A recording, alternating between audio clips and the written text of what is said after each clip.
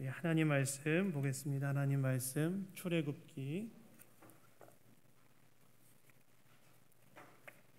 2장 1절로 11절까지 말씀입니다. 출애굽기 2장 1절로 11절까지 말씀.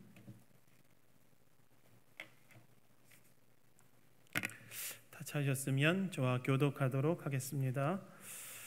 레위 가족 중 한 사람이 가서 레위 여자에게 장가들어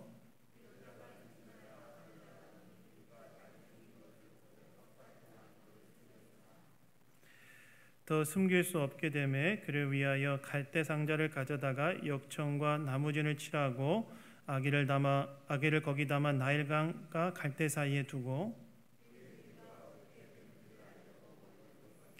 바로의 딸이 목욕하러 나일강으로 내려오고 시녀들은 나일강가를 거닐 때에 그가 갈대 사이의 상자를 보고 시녀를 보내어 가져다가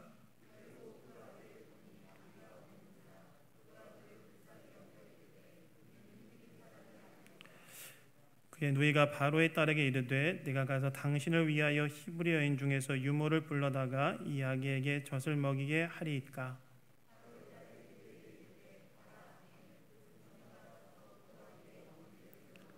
바로의 딸이 그에게 이르되 이 아기를 데려다가 나를 위하여 젖을 먹이라. 내가 그 삭슬 주리라.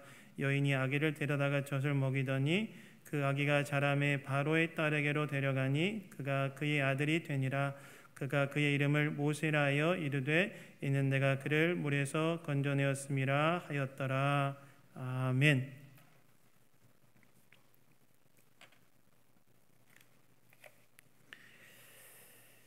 하나님 나라를 이루어가는 믿음이란 제목으로 하나님 말씀 나누기 원합니다. 여러분, 신약 성경과 구약 성경을 신구약 성경을 관통하는 중요한 사상이 한 가지 있습니다. 신구약 성경을 관통하는 중요한 사상이 한 가지가 있는데 그게 무엇이냐면 바로 하나님 나라 사상이에요. 하나님 나라. 하나님 나라는 쉽게 말하면 하나님께서 통치하시는 나라를 이야기합니다. 하나님께서는 타락 이래로 인간이 선악과를 따먹음으로 인해 타락 이래로 죄의 지배 아래 있는 이 세상에 하나님이 통치하시는 새로운 나라, 즉 하나님 나라를 세우셔서 세상을 회복시킬 계획을 가지고 역사 속에 참여하고 계시는데요. 구약 시대에는 하나님께서 이스라엘을 통해 일을 하셨고 신약 시대에는 새 이스라엘, 즉 교회를 통해서 하나님께서 이 일을 하고 계신 중이십니다. 하나님께서 지금 이 역사 속에서 무슨 일을 하고 계시냐? 죄의 지배 아래 놓여 있는 이 세상에 하나님이 통치하시는 하나님 나라, 그 나라를 세우는 일을 하고 계시다는 거예요. 그래서 저명한 교회학자인 그 하워드 스나이더 박사는 그의 책 새 포도주는 새 부대라는 책에서 교회는 이 땅의 하나님 나라의 대행자다 이렇게 정의했습니다. 하나님께서는 이 땅에 하나님이 다스리시는 하나님 나라를 회복시키는 일을 타락으로 지금까지 계속해서 해오고 계시고 지금도 교회를 통하여 그 일을 이루어 가신다.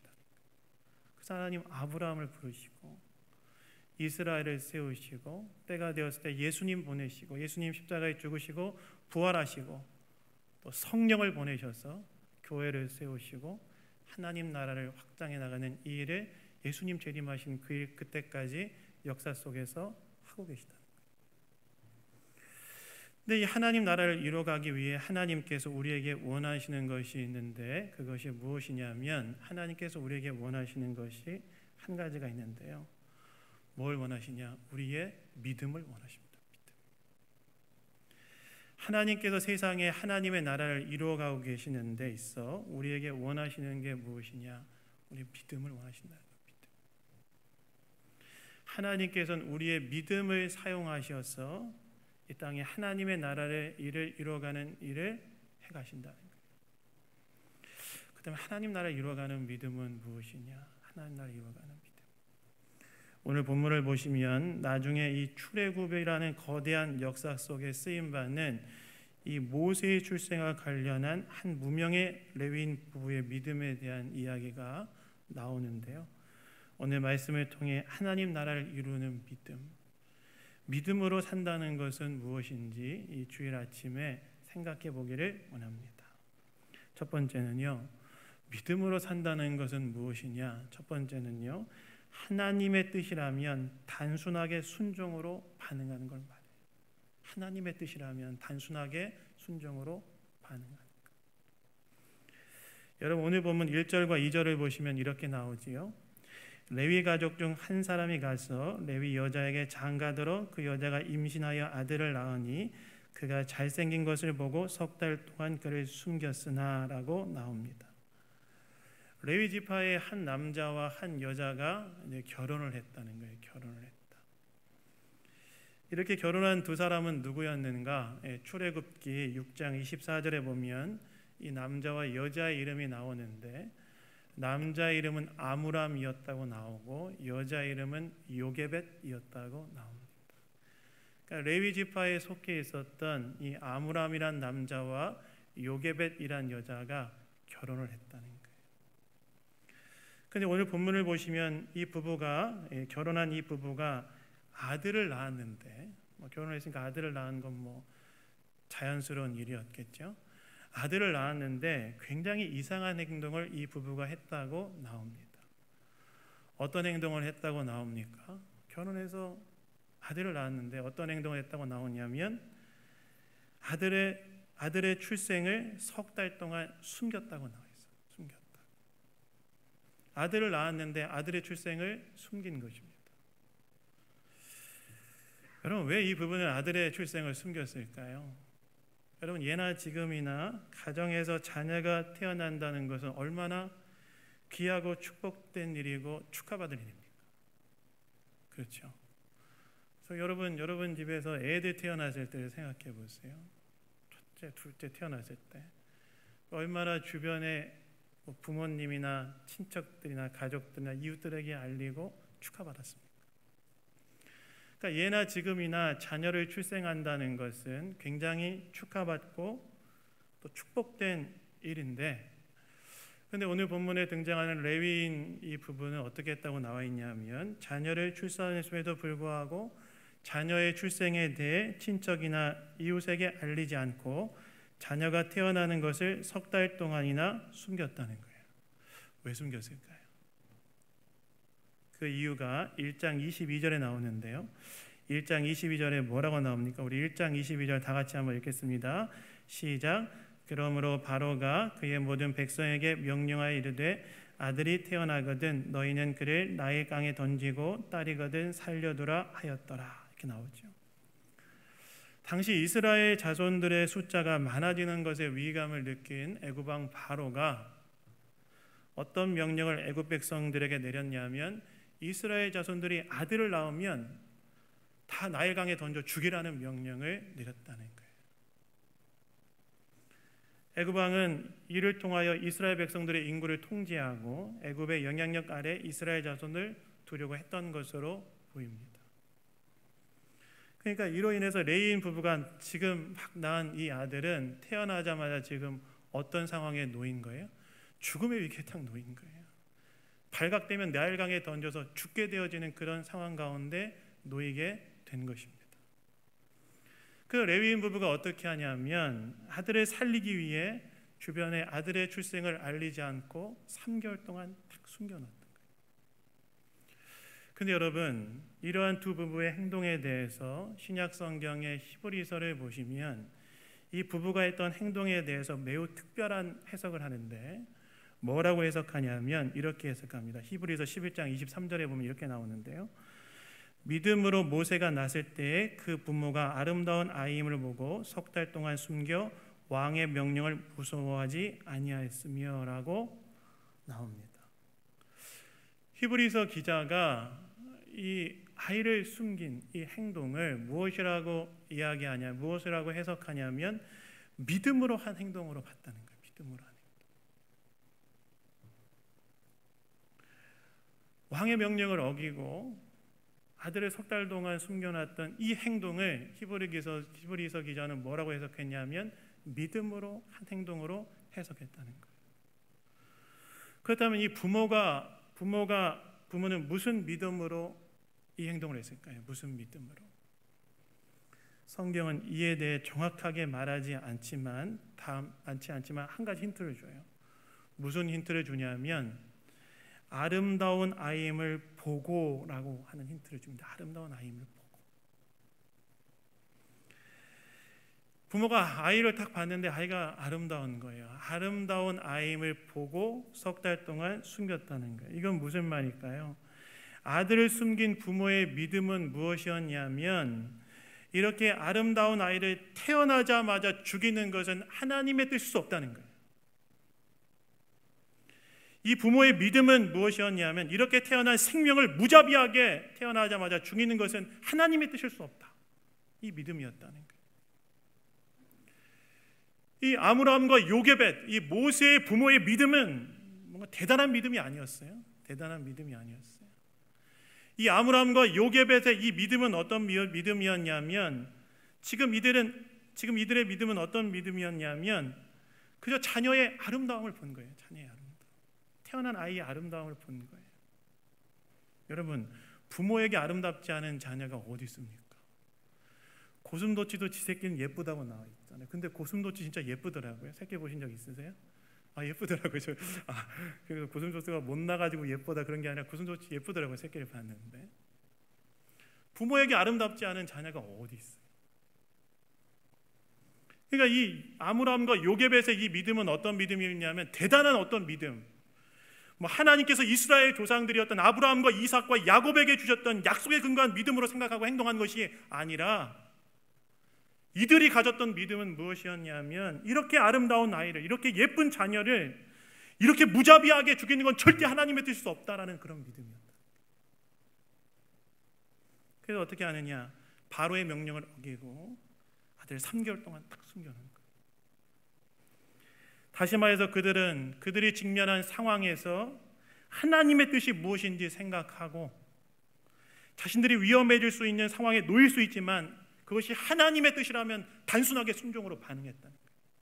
이게 하나님의 뜻이라면 이렇게 예쁜 아이를 죽이는 것은 무자비하게 죽이는 건 절대 하나님의 뜻일 수 없다. 이런 단순하게 하나님의 뜻에 단순하게 순종으로 반응했다는 그 믿음이었다는 거예요. 그리고 이러한 그들의 믿음은 무엇으로 이어집니까? 이 단순한 믿음, 단순하게 순종으로 반응했던 이 믿음은 무엇으로 이어지냐면 이후에 200만이나 되는 이스라엘 백성들이 애굽의 압제로부터 해방되어지는 거대한 출애굽의 역사로 이어지지 않습니다. 여러분, 여기엔 우리가 정말 생각해야 될 중요한 교훈이 한 가지 있다고 생각합니다. 어떤 교훈이 있을까요? 믿음으로 산다는 것은 무엇이냐는 거예요. 믿음으로 산다. 믿음으로 살아야 된다고 말하지 않습니까? 믿음으로 산다는 것은 무엇이냐는 거예요. 믿음으로 산다는 것은 무엇이냐면 오늘 내가 하나님 앞에 아는 것, 하나님의 뜻에 대해 아는 것 그 한 가지라도 단순하게 순종으로 반응하는 것, 그것이 바로 믿음으로 사는 거라는 거예요. 다시 말해서 하나님 나라를 이루는 믿음이라는 것은 오늘 그게 하나님의 뜻이라면 그것에 대해서 단순하게 순종으로 반응하는 것, 그것이 바로 하나님 나라를 이루어가는 믿음이라는 거예요. 여러분, 우리가 믿음에 합당한 삶을 살아가기 위해서 많은 것을 알아야 된다고 생각합니다. 많은 것을 알 때 제대로 된 믿음을 가질 수 있다고 생각합니다. 물론 여러분, 우리에게는 성경에 대한 지식이 필요하고 이 지식을 얻기 위해서는 성경 공부도 해야 됩니다. 성경을 알기 위해 노력해야 됩니다. 지식이 필요해요. 그러나 여러분, 그거 아십니까? 성경을 많이 안다고 해서 그것이 곧 믿음의 삶으로 이어지는 것도 아니라는 거예요. 오히려 때로 삶으로 이어지지 않는 많은 성경 지식이 하나님의 뜻대로 살고 있다고 착각하게 만들어서 더 믿음 없이 살게 할 때도 있지 않습니까? 그 믿음으로 산다는 것은 무엇이냐? 오늘 내가 하나님에 대해 아는 것, 하나님의 뜻에 대해 아는 것, 그 한 가지라도 단순하게 순종으로 반응하며 살아가는 것, 그게 바로 하나님 나라를 이루는 믿음이라는 거예요. 오늘 모세의 부모인 아므람과 요게벳이 어떻게 했습니까? 아므람과 요게벳은 아브라함과 이삭과 야곱과 이스라엘의 백성으로 이어지는 구속사의 관점에서 모세의 출생을 해석한 게 아니에요. 그것으로 해석했겠습니까? 그냥 지금 내 눈앞에 보이는 이 아름다운 아이를 죽이는 것은 하나님의 뜻일 수 없다고 생각하는 거예요. 하나님의 뜻은 지금 내 눈앞에 보이는 이 아름다운 아이를 살리는 것이다라고 생각했던 것뿐이에요. 이 사실에 단순하게 헌신한 것이죠. 그런데 이것을 신약의 히브리서 기자가 궁극적으로 성경의 원저자 되신 하나님께서 뭘로 인정해 주신 거예요? 믿음으로 한 행동이었다라고 인정해 주셨다. 그처럼 믿음으로 산다는 것은 무엇이냐? 복잡하지 않습니다. 많이 알아야 되는 것이 아니에요. 오늘 내가 아는 하나님의 뜻, 그 한 가지라도 단순하게 순종하는 것, 그것이 바로 믿음으로 사는 거라는 거예요. 전 신학대학원 다니면서 신학을 공부했습니다. 공부를 열심히 했을까요? 안 했을까요? 잘했을까요? 못했을까요? 열심히 했습니다. 구약과 신약의 원문인 히브리어와 헬라어도 공부 열심히 했고, 정교한 신학 용어들도 공부했고, 성경을 해석하고 조용하는 방법도 공부했습니다. 3년의 시간을 보냈어요. 물론 저는 여러분 그런 공부가 필요하다고 생각합니다. 그런데요, 제가 목회를 하면서 언제 감동을 받는지 아십니까? 그런 공부를 하지 않았어도 하나님의 뜻에, 이게 하나님의 뜻이라면 단순하게 순종하는 성도님들과 만나고 이야기할 때 그 단순한 그 순전한 믿음, 단순한 순종에 진짜 감동을 좀 많이 받아요. 제가 전에 어떤 성도님하고 이런 이야기를 나눈 적이 있어요. 그 성도님이 저한테 이런 말씀을 하시더라고요. 목사님, 저는 잘 몰라요. 그런데 하나님께 제 마음을 있는 그대로 다 이야기해요. 하나님, 나 왜 이렇게 힘들게 하세요? 이렇게 얘기하는데요. 근데 그렇게 솔직하게 나 말씀드려요. 근데 하나님께 감사해요. 그래서 왜 감사하세요? 제 얘기를 들어주시잖아요. 근데 제가 그 얘기를 딱 듣는데, 제가 뭐 구약의 시편을 해설한 그 아주 탁월한 시편을 해설한 구약 신학자가 얘기한 그 어떤 해설보다 훨씬 더 아름답게 들리더라고요. 잘 몰라요. 오늘 잘 몰라요. 근데 하나님께 솔직하게 얘기해요. 하나님, 왜 나 이렇게 힘들게 하세요? 근데 하나님께 감사해요. 하나님 내 얘기 들어주시잖아요. 그것만큼 시편에서 얘기하는 그 감동적인 얘기가 어디 있어요? 그리고 어떤 선생님 만나서 이야기하다 보면 어떻게 저런 섬김을 할 수 있을까? 이런 질문이 들어서 물어봐요. 어떻게 그렇게 섬길 수 있으세요? 물어봐요. 그 뭐라고 하신 줄 아세요? 뭐라고 했을까요? 목사님, 그냥 해야 하니까 하는 거예요. 그래서 해야 하니까 하는 거예요. 하나님이 말씀하시는 정도까지는 내가 못하겠지만 그래도 하나님의 뜻이라고 하니까 하는 거예요.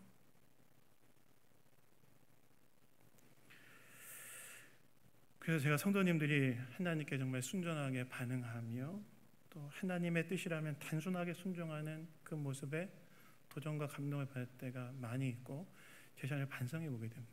나는 많은 성경적 지식과 신학적 훈련을 받았는데 난 어떻게 살고 있나 돌아보게 됩니다. 하나님의 나라를 이루어가는 믿음이란 무엇이냐? 대단한 게 아니라는 거예요. 오늘 하나님의 뜻이라면 단순하게 순종으로 파는 거, 아는 거 있잖아요, 여러분들. 하나님의 뜻에 아는 거 있잖아요. 뭐가 있어요? 부부간에 서로를 좀 불쌍히 여겨주세요. 그 하나님 뜻이잖아요. 성경에 그렇게 기록되어 있잖아요. 아닙니까? 하나님의 뜻에 대해 아는 것, 그 한 가지를 단순하게 순종하는 거예요. 제가 최근에 어떤 성도님한테 추천받아 읽고 있는 책이 한 권이 있어요. 이번 주에 어떤 성도님이 저한테 책을 한 권 딱 추천해 주시더라고요. 그 책의 제목이 뭐냐면 그 찰스 쉘던 목사님이 쓰신 예수님이라면 어떻게 하실까라는 책이에요. 제가 추천받고 제가 이번 주에 읽고 있었던 책이 있었어요. 그 존 스토트 목사님의 제자도, 그리고 알리스터 맥그레스 박사의 회의서 확신, 그 책을 읽는데 다 성도님 추천하시니까 읽어야죠. 다 내려놓고 이제 예수님 어떻게 하실까? 한 70, 80페이지 정도 읽었어요. 왜냐하면 금요일 날 제가 새벽에 추천을 받아가지고 구입해서 읽으니까 뭐 이렇게 받아서 읽으니까 시간이 많지 않아서. 근데 제가 앞부분을 좀 한 4분의 1 정도 읽은 것 같아요. 그 정도 분량이. 참 자극이 됐어요. 어떤 자극이 됐냐면 한 교회가 있었어요. 그 교회가 어떤 교회였냐면 사회에서 중산층 이상 또한 사회지도층 인사들이 모여있는 교회였어요. 그때 그 교회에 어느 날 주일날 예배를 드리는데 한 다 낡아진 옷을 입고 제대로 씻지 못한 불황자처럼 보이는 사람이 방문해서 함께 예배를 드립니다. 그 남자는 예배 드리다가 이제 그 남자가 예배가 끝날 쯤 자리에서 일어나 자기가 한마디 하고 싶은 이야기가 있다라고 하면서 이야기를 하기 시작해요. 그 남자 뭘 이야기하냐면 이렇게 얘기해요. 자기는 10달 전에 실직하여 경제적으로 어려운 상황에 직면하게 되었고 새로운 직장을 찾기 위해 이곳저곳을 돌아다니다가 이 마을까지 오게 된 사람이라고 이야기를 합니다. 근데 그 사람이 뭐라고 이야기하냐면 이 동네에 들어와서 직업을 얻기 위해 사흘 동안 동네를 구석구석 돌아다녔지만 누구에게도 동정이나 위로의 말을 들을 수 없다고 이야기하면서 물론 자신에게 새로운 직업을 구해주기 위해 발벗고 나선 일은 어려운 일임을 이해하지만 다만 자신이 지금 이 예배를 드리면서 궁금한 것이 한 가지가 있는데 무엇이냐? 예배를 드리고 있는데 이 예배를 드리고 이 자리에 모여있는 당신들과 나, 예수님을 따르는 것은 과연 무엇을 의미하는지를 질문하게 된다. 이렇게 물어봐요. 예수님을 따른다고 고백하는 교회가 정말 예수님을 따르고 있는지 자꾸만 의아스럽게 여겨진다고 이야기를 합니다. 세상에 큰 고통이 존재하고 있는데 예수님을 따른다는 교회는 무엇을 하고 있는가 질문이 든다는 거예요. 그러면서 예수님이라면 어떻게 했을까 생각하게 된다고 말합니다. 그리고 그 사람이 어떻게 되냐면 그 질문을 탁 던지고 그 자리에 쓰러집니다. 그 책에 보면 그 주에 그 사람이 죽게 돼요. 근데 이 사건이 그 교회에 있었던 목사님과 성도들에게 큰 충격을 줘요. 그래서 그 다음 주일에 목사님이 이 사건이 자신에게 준 충격을 이야기하면서 어떤 걸 이야기하냐면 지금부터 자신은 1년 동안 예수님이라면 어떻게 하실까 묻고 행동하기를 진지하게 서약할 자들을 위한 모임을 만들겠다라고 이야기하고 관심 있는 자들 와라고 얘기해요. 많은 성도들이 옵니다. 그러면 다 같이 서약을 해요. 어떤 일을 할 때 예수님이라면 어떻게 하실까라고 질문하고 그 질문에 답한 것에 따라 행동하겠다고 다 서약을 합니다. 어떻게 됐을까요? 어떤 일이 일어났을까요? 사람들이 순종하기 시작했어요. 그 말에 그 질문을 던지고 답을 찾기 시작했어요. 어떤 일이 일어났을까요? 일단 사람들이 손해를 보기 시작합니다. 예수님이 해두시면 어떻게 했을까 이제 질문하고 이제 행동하기 시작하니까 일단 손해를 보기 시작합니다. 그런데 또 이해할 수 없는 성령의 충만한 위로와 격려가 그에게도 임합니다. 그리고 변화가 일어나기 시작해요. 자기도 변화가 일어나고 주변 사람들도 변화가 일어나기 시작합니다. 마찬가지라는 거예요. 하나님 나라를 이루어가는 믿음은 무엇이냐? 하나님의 뜻이라고 생각하고 있는 그것을 내가 단순하게 순종으로 반응하는 것, 그것이 하나님 나라를 이루어가는 믿음이라는 거예요. 찰스 쉐던 목사님이 예수님이라면 어떻게 했을까라는 책에서 이야기하고 있는 것처럼 우리가 살아가는 모든 삶의 자리의 영역에서 예수님이라면 어떻게 했을까 라고 질문하고 그 질문에 답을 하며 살아가는 것, 이것이 바로 하나님 나라를 이루어가는 믿음이라는 거예요. 그런데 여러분, 이것이 어떻게 된다는 거예요? 이런 우리의 믿음이 아므람과 요게벳이라는 레위인 지파의 무명의 레위인 지파의 부부가 하나님의 뜻에 단순하게 순종하였을 때 그들의 그 순종이, 믿음의 순종이 출애굽이라는 거대한 서사의 믿음의 역사로 이어졌던 것처럼 그 작은 믿음을 하나님 사용하셔서 하나님 나라의 큰 일로 이루어가게 하는 일을 하신다는 거예요. 그래서 여러분, 내가 하나님의 뜻에 단순하게 순종하는 이 믿음의 가치를 아시고 하나님의 뜻이라면 단순하게 믿음으로 반응해 보시는 저와 여러분 다 되시기를 예수님 이름으로 축원합니다. 두 번째, 믿음으로 산다는 것은요, 하나님을 신뢰함으로 내가 할 수 있는 최선을 다해보는 거라는 거예요. 다시 말해서 그저 운명의 상황을 맡기는 것이 아니라 하나님의 일하심을 기대하며 내가 해볼 수 있는 최선을 다해보는 것이 믿음이라는 거예요. 그게 믿음의 행위라는 거예요. 여러분, 오늘 본문을 보시면 아들을 숨기고 3개월이 지나자 어떻게 되었다고 나옵니까? 더 이상 아들을 숨길 수 없다고 나와요. 왜 그랬을까요? 애가 크니까 울음소리가 담장을 넘어갔겠지요. 그래서 오늘 본문을 보시면 더 이상 이 아들을 숨길 수 없다고 판단하자 이 부모가 어떻게 했다고 나옵니까? 갈대 상자를 가져다가 역청과 나무진을 발라서 물이 스며들지 않도록 만든 후에 아기를 거기에 담아 나일강과 갈대 사이에 두었다고 나옵니다. 여러분, 이러한 부모의 행동이 어떻게 보여지십니까? 이러한 부모의 행동, 어떻게 보면 아이의 부모가 아이의 생명을 운명에 맡긴 것처럼 보이지 않습니까? 그냥 나일강과 갈대 탁 놨으니까. 그리고 또 여러분, 저와 여러분이 예전에 봤던 그 애니메이션, 모세란 애니메이션을 보신 분도 계시겠고 아니면 그 이전 시대는 10개란 영화를 보신 분이 계실 텐데요. 그 나일강가에 뛰어보면 그냥 흘러가 버리잖아요. 근데 그거 여러분 성경적이지 않은 거 아세요? 성경적으로 고증된 내용이 아니에요. 근데 여러분, 오늘 본문을 주의 깊게 잘 보시면 이것은 운명에 맡긴 것이 아니라 모세의 부모가 모세를 살리기 위하여 부모가 할 수 있는 최선의 노력을 다해버린 거예요. 아이를 지금 갈대 상자에 넣어서 나일강가에 딱 두었다는 것은 그것은 운명의 아이의 생명을 맡긴 것이 아니라 아이를 살리기 위하여 이 부모가 할 수 있는 최선을 다한 거예요. 왜 그렇습니까? 이 갈대 상자를 둔 곳이 어디였다고 나와 있냐면 나일강 갈대 사이라고 이야기하는데, 근데 여러분, 이곳에 누가 방문하냐면 5절에 보시면 바로의 딸이 목욕하러 방문합니다.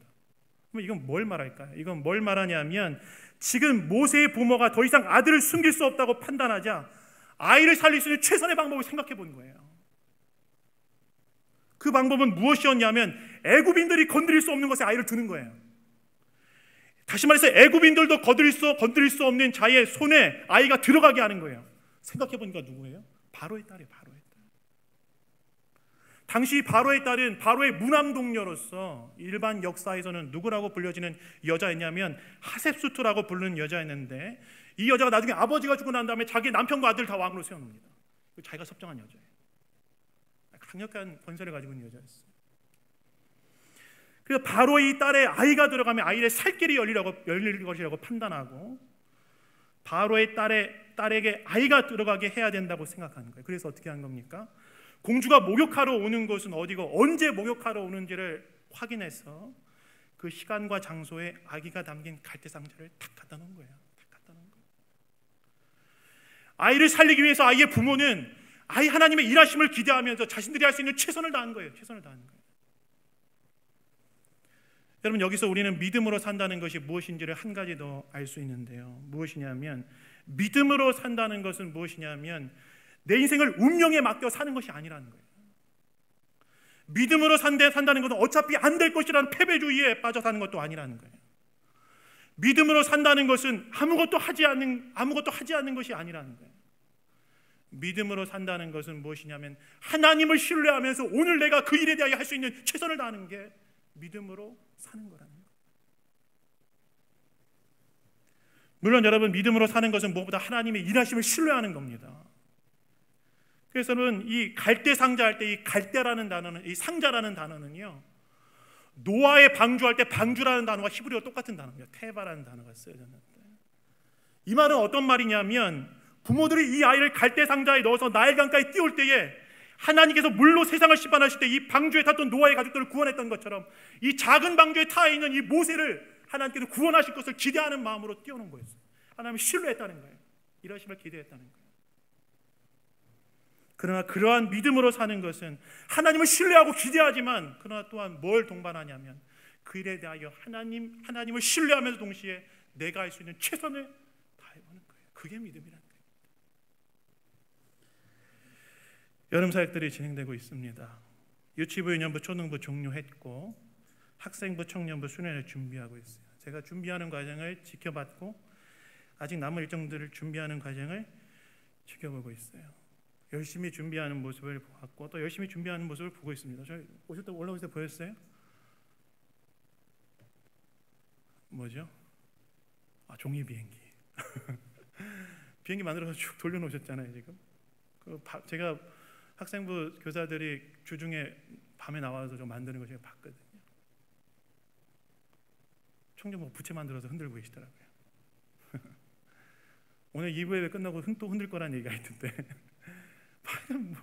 믿음으로 산다는 건 무엇이냐? 하나님의 일하심을 기대하면서 아무것도 안 하는 게 믿음이 아니라는 거예요. 믿음으로 산다는 것은 무엇이냐면 하나님의 일하심을 기대하지만 동시에 내가 할 수 있는 최선을 다하는 거예요. 이 아이의 부모는 더 이상 아이를 숨길 수 없다고 판단하자 아이를 살릴 수 있는 방법을 최선을 다해서 모색한 거예요. 바로의 딸에 이 아이가 들어간다면 그러면 이 아이들의 생명을 살릴 수 있겠다. 그래서 생각한 거예요. 바로의 딸이 언제 목욕하러 나오고 어디로 목욕하러 나오는지를 생각해서 거기에 갈대 상자를 갖다 둔 겁니다. 믿음으로 산다는 건 무엇이냐? 하나님을 신뢰하면서 아무것도 안 하고 어차피 안 된다는 패배주의에 빠지는 것도 아니고 운명에 맡겨 사는 것도 아니고 하나님을 믿는다는 건 하나님을 신뢰하면서 오늘 내가 할 수 있는 것을 최선을 다하는. 그럼 최근에 이상한 변호사 우영우라는 드라마가 인기를 얻고 있습니다. 잘 모르시죠? 제가 보니까 뭐 드라마 이런 거 저만 보더라고요. 그러니까 저만 보는 것 같더라고요. 다들 기도와 말씀에 전무하시느라고 제가 저만 보는 것 같은데. 제가 이제 이걸 제가 이제 한 편을 봤는데 최근에 이 자폐 스펙트럼을 가지고 있는 한 여자가 변호사가 되어서 사건을 변호하고 해결해가는 내용이에요. 참 제가 최근에 뉴스를 하나 봤는데 관심 가는 편이 있어서 한 편 봤습니다. 이 우영희 변호사가 한 남자를 변호하는데 이 사람은 학원을 운영하는 어머니 밑에서 자란 남자고 또 어머니 밑에서 막 학원에서 열심히 공부해서 서울대를 갔다 온 남자였어요. 근데 이 남자가 자신을 뭐라고 지칭하냐면 어린이 해방군 총사령관으로 지칭하더라고요. 이름도 개명했어요. 방구뽕으로. 근데 이 남자가 이제 구속이 됐는데 이 남자가 구속된 이유가 무엇이었냐면 초등학생, 그러니까 그 어머니가 운영하던 학원의 초등학생 아이들을 부모의 허락 없이 데리고 산으로 내려가서 마음껏 놀 수 있는 장을 마련해주고 놀아준 것 때문에 이제 구속을 당해요. 물론 이제 부모의 허락 없이 이제 데려갔으니까. 이 사람은 우영우 변호사가 변호를 하는데 형량을 감량받기 위해서는 뭐가 필요하다고 얘기하냐면 자기 행동에 대해서 반성을 해야 된다고 이야기해요. 근데 이 남자가 어떻게 하는지 아세요? 자기는 반성할 것이 없다 이렇게 말해요. 왜냐하면 이 사람이 세 가지 신념이 있었어요. 어떤 신념이 있었냐면 이런 신념이 있었습니다. 어린이는 지금 당장 놀아야 된다. 이런 신념이 있었고, 두 번째는 어린이는 지금 당장 건강해야 된다라는 신념이 있었고, 세 번째 어린이는 지금 당장 행복해야 된다. 이런 신념이 있었어요.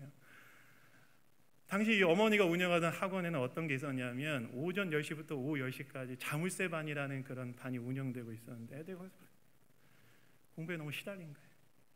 아마 그 사람도 어머니 다니는 학원에서 공부하면서 시달렸던 것 같아요. 그러면서 아이들을 이 해방시켜야 된다는 그런 의식이 생겼던 것 같아요. 그래서 자기는 반성하지 않겠다. 마지막에 그 재판정에 누가 오게 되냐면 그 함께 놀았던 애들이 탁 오게 됩니다. 근데 아이들은 그 어린이 해방군 총사령 같은 그 방구뽕 아저씨와 놀았던 게 좋은 추억으로 남아 있어서 마지막에 이 사람이 소명할 기회를 줬을 때 자기는 이 신념이 여전히 중요하다고 생각합니다. 그 애들이랑 같이 애들 그 말에 호응을 해요. 그러면서 이제 막 애들이 그 재판장에 모였는데 애들하고 그 방구뽕 아저씨하고 같이 막 웃으면서 울으면서 막 마무리가 되는데 제가 그 장면 보는데 어른들의 세계 한 방 먹인 것 같더라고요. 어른들의 세계 한 방 딱 먹인 것 같더라고요. 저도 감동을 받았어요. 근데 제가 감동을 받았던 이유는 또 하나 이유는 뭐냐면 이 사람이 자신의 신념을 위해 감명을 받을 수 있는 기회도 거절하고 헌신하는 모습이 감동적이더라고요. 한편으로 물론 어른들이 허락 없이 그런 거 하면 잘못이지요. 하지만 그는 자신이 생각하는 일에 있어서 할 수 있는 최선을 다한 것이라는 생각이 들었습니다. 마찬가지라는 거예요. 믿음으로 산다는 건 무엇이냐? 하나님 신뢰하지만 신뢰함으로 끝나는 것이 아니라 아무것도 안 하는 것이 아니라 내가 할 수 있는 최선을 다하는 것. 그게 믿음이라는 거예요. 구하고 찾고 두드리는 거라는 거예요. 하나님의 일하심을 신뢰한다면 무릎이라도 꿇어야 되는 거 아니겠습니까? 하나님 앞에 하나님을 신뢰한다면 붙들고 뭐라고 해야 되는 거 아니겠습니까? 여러분 오늘 저와 여러분이 믿음으로 최선을 다해야 될 여행이 뭐가 있습니까? 가정을 위해, 자녀를 위해, 직장을 위해, 교회를 위해 최선을 다해야 할 것이 있다면 무엇이 있습니까? 믿음으로 산다는 것은 아무것도 하지 않는 것이 아닙니다. 하나님을 신뢰하면서 오늘 내가 해야 할 최선을 다해가는 거예요. 이러한 믿음으로 깨어있는 저 여러분 다 되시기를 예수님 이름으로 축원합니다. 그때 하나님께서 우리의 그 믿음의 행위를 보시고 채우시는 거예요. 오늘 본문을 보세요. 결국에는 누가 그걸 봅니까? 바로의 딸이 봐요. 근데 바로의 딸이 그 아기를 보자마자 어떤 마음이 생겼다고 그래요? 불쌍히 여기는 마음이 생겼다는 거예요. 그리고 어떻게 하냐면 그 아기의 어머니에게 삭을 주고 키우게 하잖아요. 돈 주고 키우게 하잖아요. 그거 얼마나 놀랍습니까? 그리고 그 아이는 어머니 밑에서 젖을 떼는 기간 동안에 살 수 있는 기회를 얻고 거기에서 이 아기는 히브리인으로서의 정체성을 딱 형성하죠. 믿음으로 최선을 드릴 때 하나님께서는 그것에 대해서 더 갚으시는 분이시다. 사랑하는 여러분, 오늘 저 여러분은 어떤 믿음으로 살고 있습니까? 오늘 내가 알고 있는 하나님의 뜻에 단순하게 순종으로 반응하고 있습니까? 그리고 오늘 하나님의 일하심을 기대하면서 내가 할 수 있는 최선을 다하고 있습니까? 사랑하는 여러분, 믿음으로 사는 것은 하나님의 뜻에 아는 하나님의 뜻 한 가지라도 단순하게 순종으로 반응하는 것이고, 믿음으로 산다는 건 오늘 하나님의 일하심을 기대하면서 내가 할 수 있는 최선을 드리는 것입니다. 이러한 믿음으로 이번 한 주의 삶을 살아가시는 저와 여러분 되기를 예수님 이름으로 축원합니다. 자, 우리 기도하겠습니다. 하나님 아버지 감사합니다. 오늘 말씀을 통해 이야기해 주시니 감사합니다. 하나님의 뜻이라면 단순하게 순종으로 반응하는 믿음을 주시고 하나님에 대한 신뢰로 오늘 내가 해야 할 최선을 다하는 그런 믿음을 우리에게 허락하여 주시옵소서. 또한 우리의 믿음의 순종에 더 크신 것으로 갚아주실 하나님에 대한 믿음으로 반응하는 우리 모두가 다 될 수 있도록 인도하여 주시옵소서.